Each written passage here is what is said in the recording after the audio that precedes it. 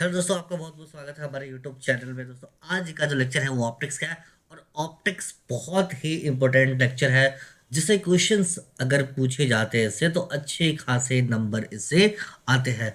लगभग 14 से 15 मार्क्स के क्वेश्चंस यहाँ से पूछे जाते हैं, जिसमें आपके 1 मार्क्स से क्वेश्चंस होते हैं, 2 मार्क्स से क्वेश्चन या फिर 5 मार्क्स से क्वेश्चंस होते हैं। इन तीनों में से कोई एक भी रह सकता है या तीनों रह सकता है या कोई दो रह सकता है। तो ऑप्टिक्स जो है बहुत इंपॉर्टेंट चैप्टर है और इसके बाद जो इंपॉर्टेंट है वो है आपका मॉडर्न फिजिक्स। जो सेक्शंस वाइज है ना, वो अगर इंपॉर्टेंट अगर हम बात करें तो this optics is a very important and this modern physics is also very important.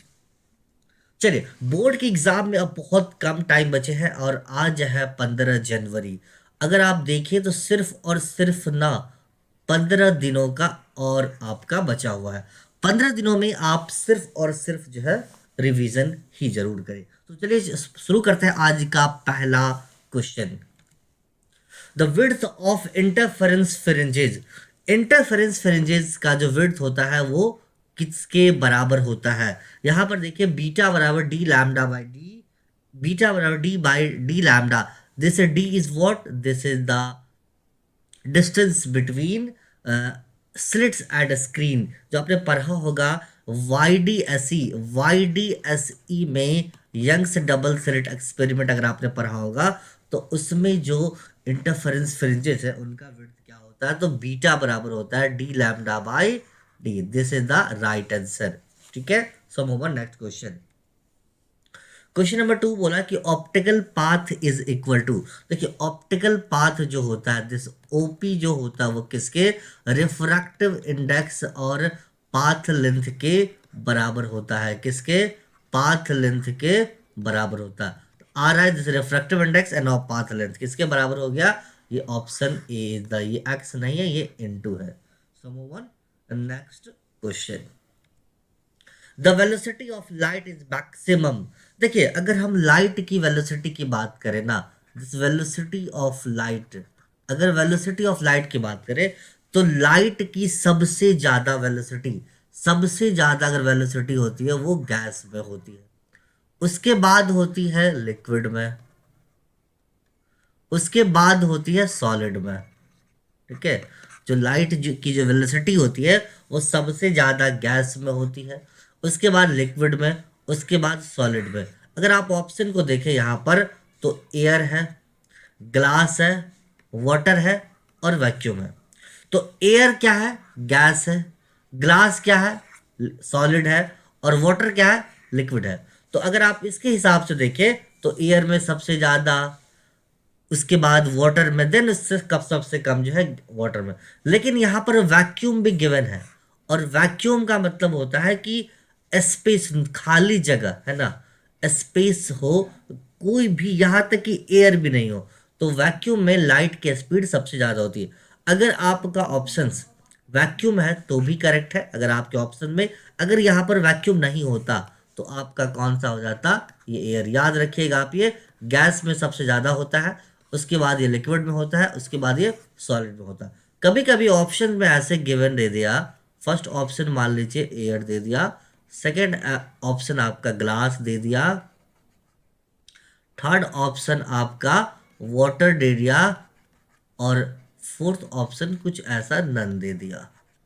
और फिर यहां पर आपसे पूछा कि किसमें लाइट की वेलोसिटी मैक्सिमम होती है, तो आप आंख बंद करके लगा सकते हैं कि एयर में मैक्सिमम होगी, क्योंकि सबसे ज्यादा मैक्सिमम, वी मैक्सिमम गैस में होती है और वी मिनिमम, मिनिमम वेलोसिटी किस में होगी? सॉलिड में।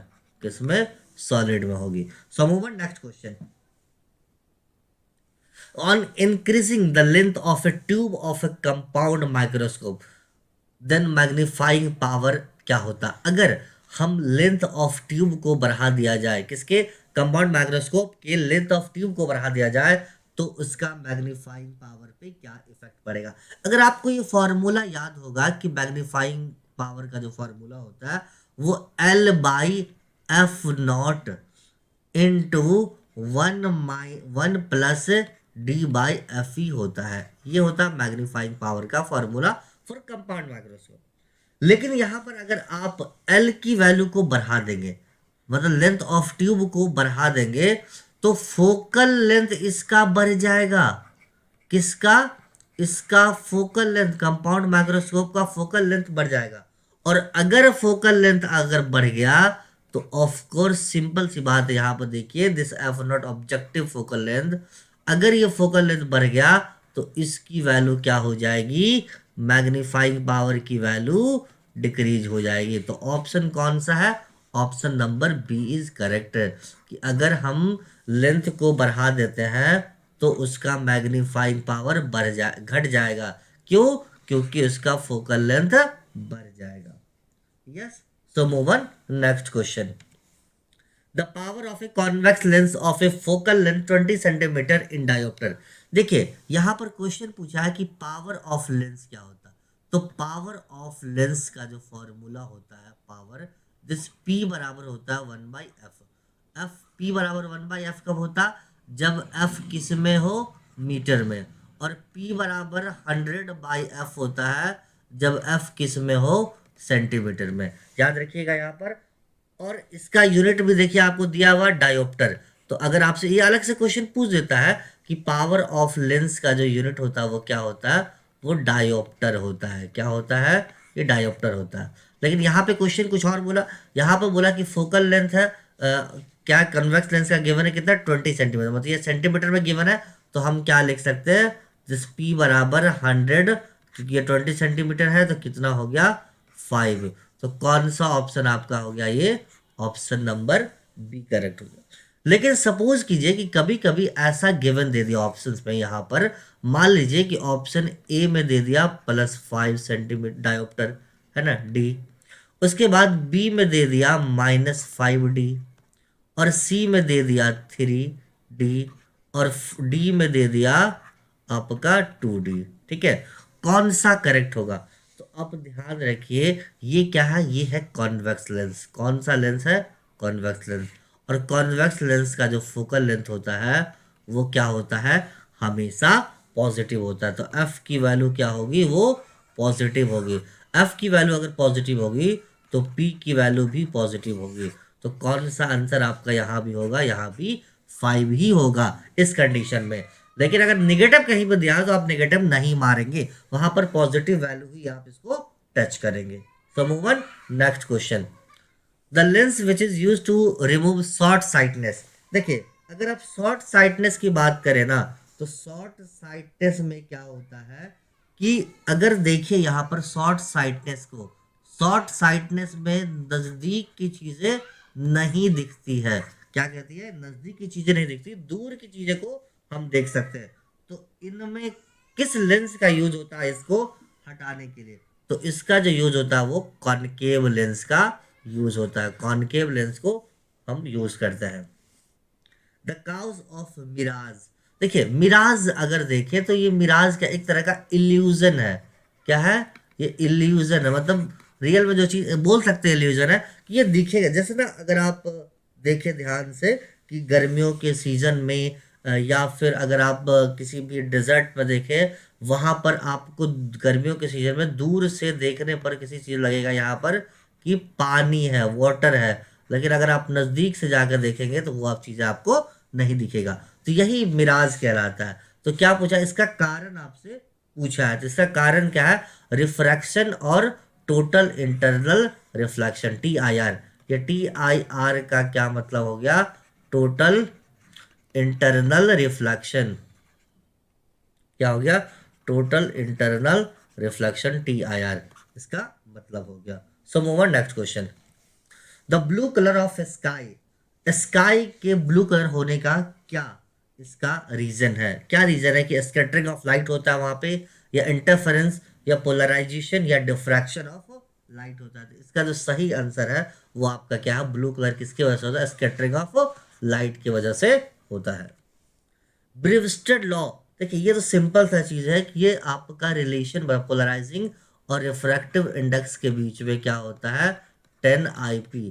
दिस इज द ये, और इसको हम कभी कभी पोलराइजिंग एंगल लिखने के लिए हम ऐसा लिखते हैं 10 inverse mu, that is the polarising angle. ये क्या है? ये पोलराइजिंग एंगल है, ये पोलराइजिंग एंगल है, ये ब्रेस्टर लॉ है। तो ब्रेस्टर लॉ का जो सही आंसर है वो कौन होगा? ये म्यू, यू नहीं है, ये म्यू है। Mu is equal to 10 I P is the right answer. So move on next.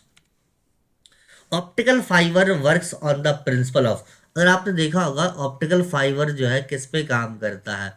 ये अगर मान लो जैसे ऑप्टिकल फाइबर है, और ये क्या है, ये किस पे काम करता है? ये आपको काम करता है TIR पे, ये काम करता है, टोटल इंटरनल रिफ्लेक्शन पे ये काम करता है। तो option number D is the right. चलिए, पावर ऑफ लेंस, हमने स्टार्टिंग में ही बताया कि पावर ऑफ लेंस क्या, फर्स्ट सेकंड क्वेश्चन में था कि पावर ऑफ लेंस जो है वो क्या होता।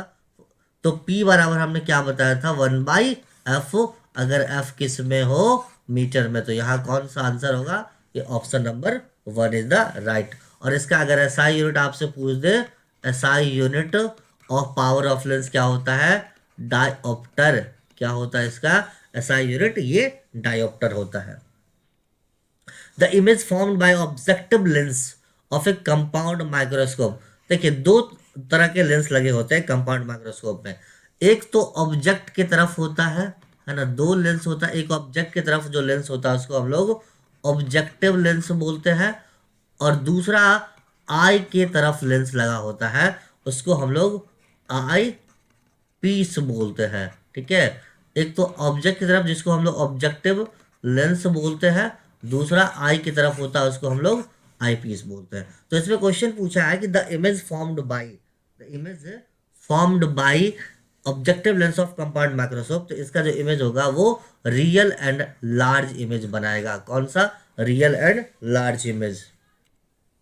The remove hypermetropia lens, hypermetropia को रिमूव करने के लिए कौन सा? देखिए, हाइपरमेट्रोपिया क्या होता है? लॉन्ग साइटनेस इसको बोलते हैं, लॉन्ग साइटनेस भी इसको बोलते हैं। और हाइपरमेट्रोपिया में दूर की चीजें दिखती है। ठीक है, इसमें क्या होता है? फार ऑब्जेक्ट जो है, फार ऑब्जेक्ट हम देखते हैं, लेकिन जो नियर की ऑब्जेक्ट है उसको हम लोग नहीं देख पाते हैं। क्या इसमें दूर की चीजों को देखते हैं, नजदीक की चीजों को नहीं देख पाते। तो इसमें कौन सा लेंस हम लगाते हैं? इसमें इसमें हम लेंस लगाते हैं कॉन्वेक्स लेंस। आप अभी देखे थे कि कॉनकेव लेंस उसमें यूज हो रहा था, और इसमें हाइपरमेट्रोपिया में कॉन्वेक्स लेंस का यूज करते हैं। The final image in astronomical telescope, astronomical telescope में कौन सा जो फाइनल इमेज बनता है वो बनता है वर्चुअल और इन्वर्टेड। कैसा बनता है? Virtual and inverted. ठीक है, so move next question. The cause of rainbow, rainbow के फॉर्मेशन का, देखिए अगर रेनबो देखो तो ये कितने कलर का होता है? 7 कलर का। ये कौन कौन सा? विब ग्योर, ये 7 कलर का होता है। और जो ये बनता है ये बारिश के टाइम में, तो किस फेनोमेनन की वजह से होता है? तो ये डिस्पर्सन ऑफ लाइट और डेविएशन ऑफ लाइट, दोनों की वजह से ऐसा होता है। तो option number c is the right. किसकी वजह से? और दो रेनबो को अगर आप देखें तो प्राइमरी रेनबो होता है और दूसरा सेकेंडरी रेनबो होता है ना। ये क्या होता है? प्राइमरी रेनबो और सेकेंडरी रेनबो, जिस किसकी वजह से होता है? डिस्पर्सन और deviation both. The magnifying power of A compound microscope for a normal adjustment. देखिए, अगर आपने अभी जस्ट पढ़ा था वो नॉर्मल एडजस्टमेंट के, वो क्या 1/L/F0। लेकिन अगर हम नॉर्मल एडजस्टमेंट की बात करें तो कौन सा आपका ऑप्शन होगा? ये V0/U0 into 1+D/F0, that is the magnifying power of compound microscope. एक अभी हमने जस्ट पढ़ा था, क्या पढ़ा था? Magnifying power of compound M is equal to L/F0 into 1+DFO। ये भी एक मैग्नीफाइंग पावर है किसका?